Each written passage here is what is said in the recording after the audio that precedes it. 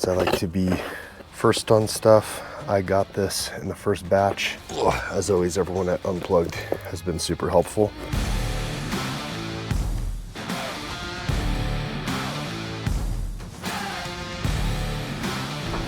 All right, what's going on, everyone? It is windy out here outside. I decided to do this on the windiest day, but we were going to be installing Unplugged Performance, all the rear suspension, just waiting on the front upper control arm, and then we'll get that installed as well. We're going to be pulling off this rear wheel, both sides. I'm going to get this up on jack stands. This is my carport because my garage is a full gym, so I actually wanted to have this covered parking, so it's parked right here. Tesla charger right there. We will get this going.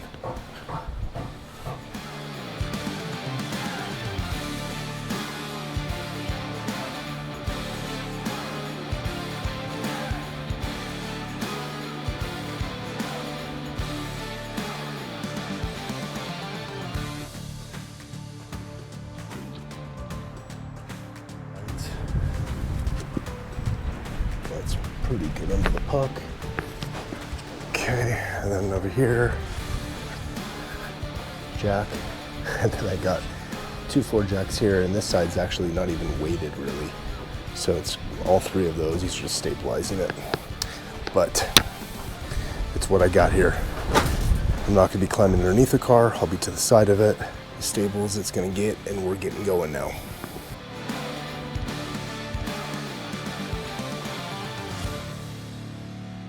We're back to it. This is the stock camber arm. This is the Unplugged Performance camber arm. Now what I need to do is I need to put these up side by side and unthread this and get this about the same length. Set it as close as I can before we go in and get in alignment. So that's what I'm gonna do right now. So obviously I have the stock arm here, aftermarket arm here. I wanna leave some threads on this side, some threads on this side, try to get it equally spaced on both. For future orders from Unplugged, they may already have this set to stock size. I was one of the first to get this, so I might be seeing this before it was set up in a jig, is what I understand. They set it up in a jig, they sent it out, and it's already close to stock size. You throw it on, you get over to get an alignment, and then they align it from there. Because I like to be first on stuff. I got this in the first batch, and I think it was before it was put in the jig, which is cool. They've been awesome with support. I'm talking to Eddie and Jeff and Kirk. And so, as always, everyone at Unplugged has been super helpful. Just got this in here. I'm just trying to eyeball, give or take. So let's just say that's gonna be our set length. So this is what we're gonna lock driver and passenger side. So I'm gonna see how many threads are showing on the Allen side. 1, 2, 3, 4, 5. 1, 2, 3, 4. Let's go. Yeah, in a bit. Out a bit. Okay, let's see again. So we'll go 1, 2, 3, 4. 1, 2, 3, 4. Okay, so 4 threads, top and bottom. That's how we're gonna do it. I'm gonna tighten this down. Tighten this to about, I believe it's 13 foot-pounds, old school torque wrench. So tight is tight, too tight is broken, especially when you're going into aluminum. And I could definitely be doing this easier with a ratcheting wrench and then get this just to snug it up. But I don't want to go over and grab another tool, so we're gonna watch me do it this way.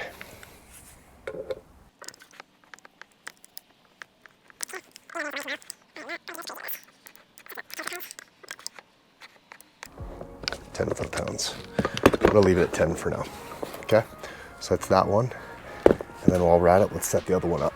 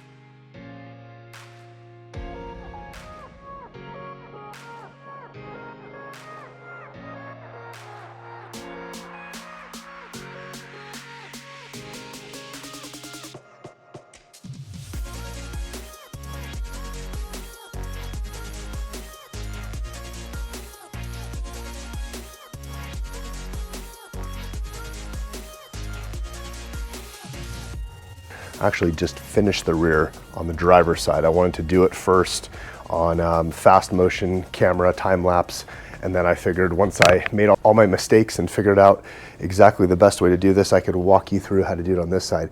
So this is still the stock side.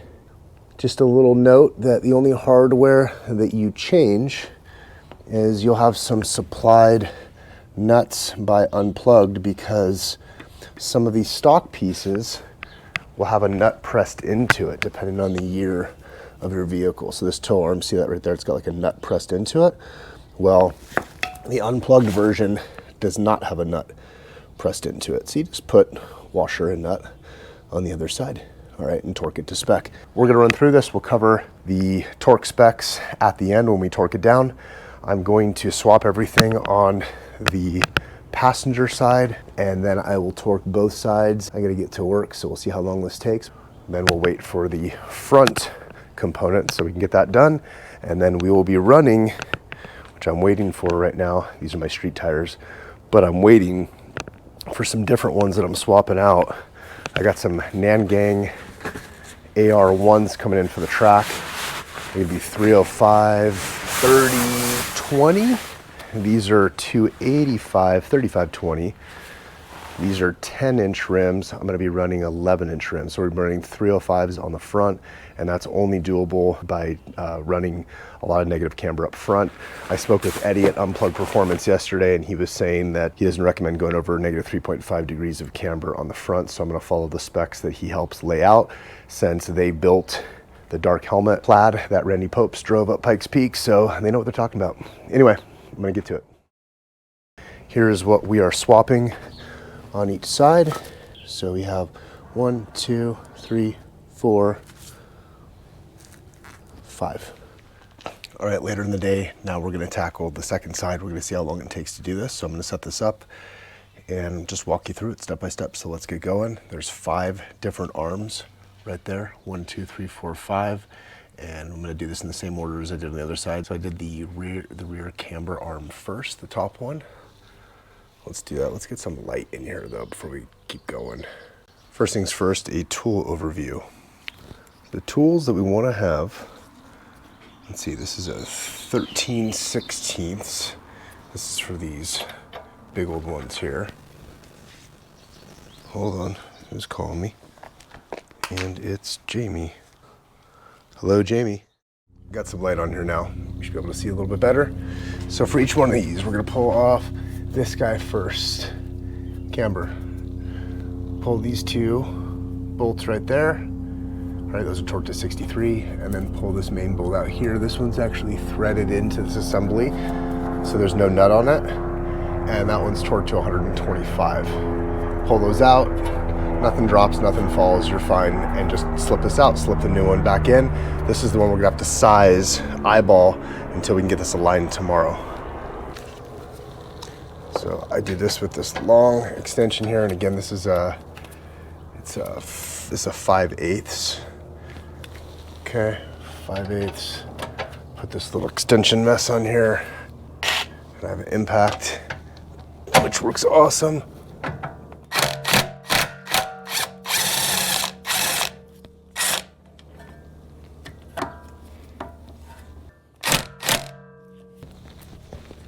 There's one. There's 2. This other one is the 13/16. That's gonna fit on this big old guy right here. So let's run that. The shortest the extension you can use, the less you lose and dissipate the torque. So you wanna use a very short extension if you can. Some of these you gotta put a pretty long extension because of where it's located. It is what it is. This one, I can definitely put a shorter extension. I have a wide variety of these.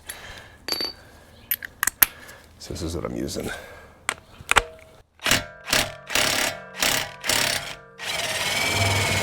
Just watch out, because it will back this impact. Watch out this. See, it backs it into here. I have to go in a little bit just to get this out of here. Okay, cool. That's out. And I'll grab this little stubby and throw it on here. I also have this guy here. I guess I could actually use this. Okay, this long one. And then it literally just lifts right out. Yeah, I did this before. So I dropped this down, pulled that in, pulled this out this way, and I like to do a 1x1. So I'm gonna match this up to the stock one, and then we're gonna put this one back in, and then we're gonna go to the next arm. What we wanna do is try to eyeball this and get this as close to the same length as possible so that the alignment isn't too crazy on the way to the alignment shop.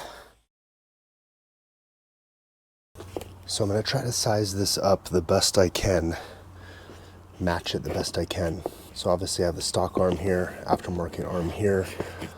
I wanna leave some threads on this side, some threads on this side, try to get it equally spaced on both. For future orders from Unplugged, they may already have this set to stock size. I was one of the first to get this, so I might be seeing this before it was set up in a jig, is what I understand. They set it up in a jig, they sent it out, and it's already close to stock size. You throw it on, you get over to get an alignment, and then they align it from there. Because I like to be first on stuff. I got this in the first batch, and I think it was before it was put in the jig, which is cool. They've been awesome with support. I'm talking to Eddie and Jeff and Kirk. As always, everyone at Unplugged has been super helpful. I'm trying to match it pretty close to here. This is the eyeball method. And let's just say that's it. So this is what we're gonna lock driver and passenger side. So I'm gonna see how many threads are showing on the Allen side. So we'll go 1, 2, 3, 4. 1, 2, 3, 4. Okay, so 4 threads, top and bottom. That's how we're gonna do it. I'm gonna tighten this down and tighten this to about, I believe it's 13 foot-pounds, old school torque wrench. So tight is tight, too tight is broken, especially when you're going into aluminum. And I could definitely be doing this easier with a ratcheting wrench and then get this just to snug it up. But I don't want to go over and grab another tool, so we're going to watch me do it this way. Being that I'm getting this aligned tomorrow, I am not going to go too crazy on this. Those two are propped up over there. This bolt hole right here is going to get lined up, and the way that I'm going to further line it up is with the help of a screwdriver. I'm going to take a screwdriver, stick it in that hole right there, and I can move that around, forward, back, whatever. Get some wiggle room in there so that this bolt will line up. It needs to come up, so let me pull this up real quick. Okay, it's nice and loose. All right, and it's threading in to the other side. All right, next step is we're going to install the camber arm. Camber arm right here. All right, there's gonna be 2 bolts that go into the subframe, 63 foot-pounds of torque. 1 bolt that's gonna go into this knuckle right here, 125 foot-pounds of torque. But the way this works, again, we're gonna get everything torqued into the subframe, everything snug into the knuckle, then we're gonna jack the knuckle up at the end, get it loaded, weighted, lifted up, trying to simulate where the wheel would be to an extent, and then we're gonna torque it all to 125. So let's get started with this guy first.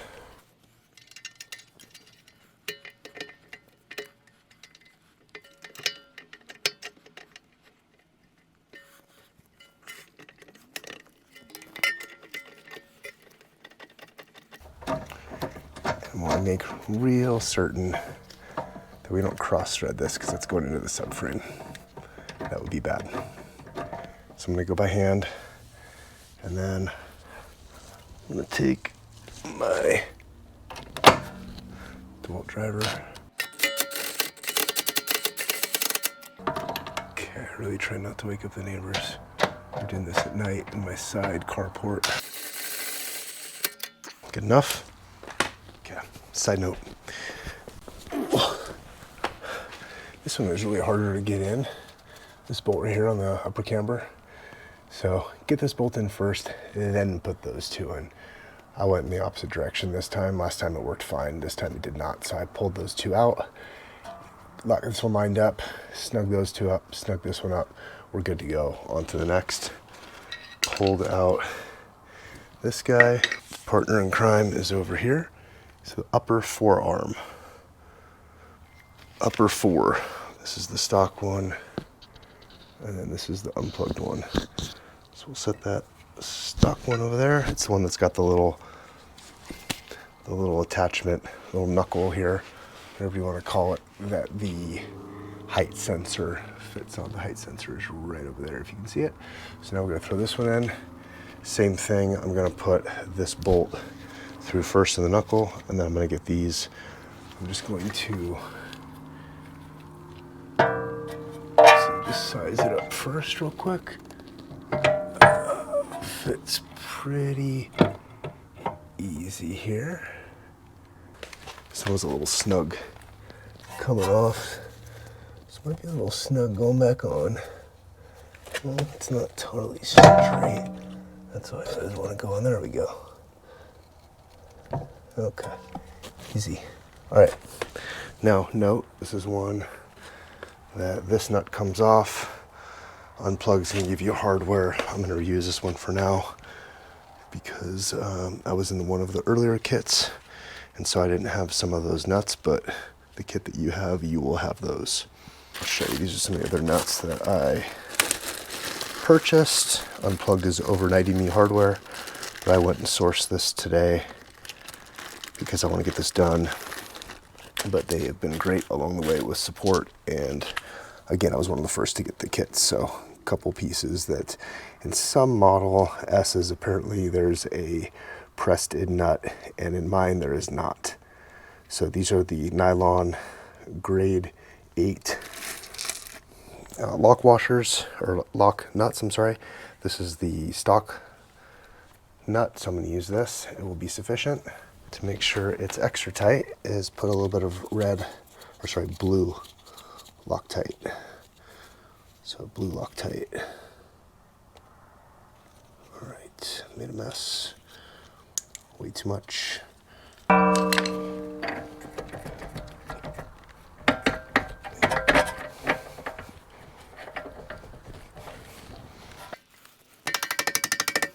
Okay, sometimes a mallet is helpful.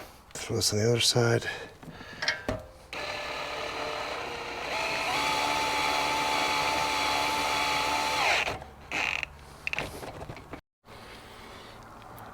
Okay, upper 4 link is in, tightened on my glove, and just snugged on both sides.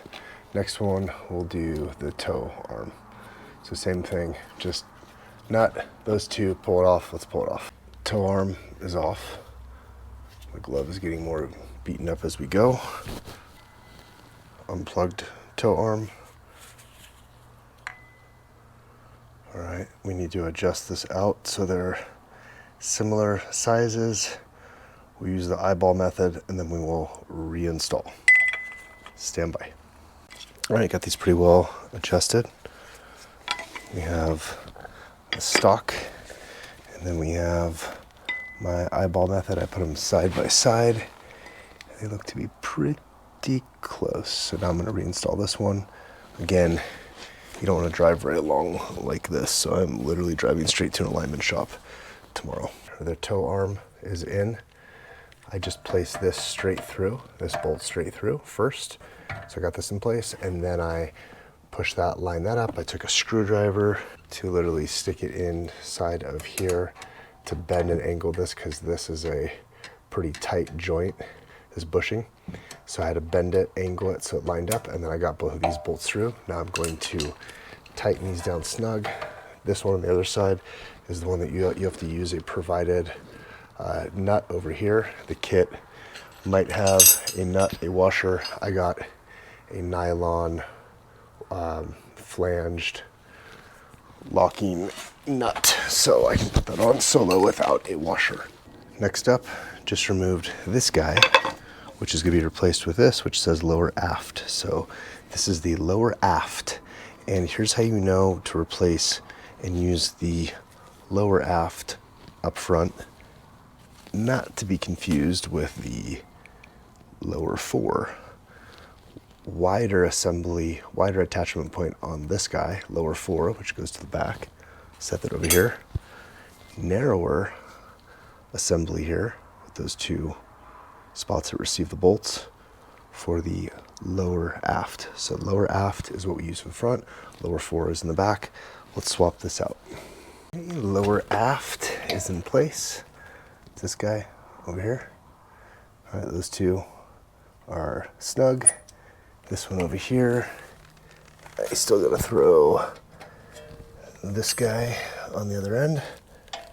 I'll do that right now, and then we will pull off the lower 4, which is the last one, and we'll swap that one out. So stay tuned. If you want to see a shot of these next to each other, lower 4, stock lower 4. Cool, that one's gonna go over there. This one is going to go on. All right, this bottom link is now put on as well, which is the lower 4 link. Snug, and I put this on. Okay, I got to snug this guy on, and then I'm going to torque everything down. And what I'm going to do is I'm going to torque all the ones going to the subframe. So all those 2s, all those 2 bolts to the subframe, 63 foot-pounds. I'm going to do all those. Then I'll come back to this.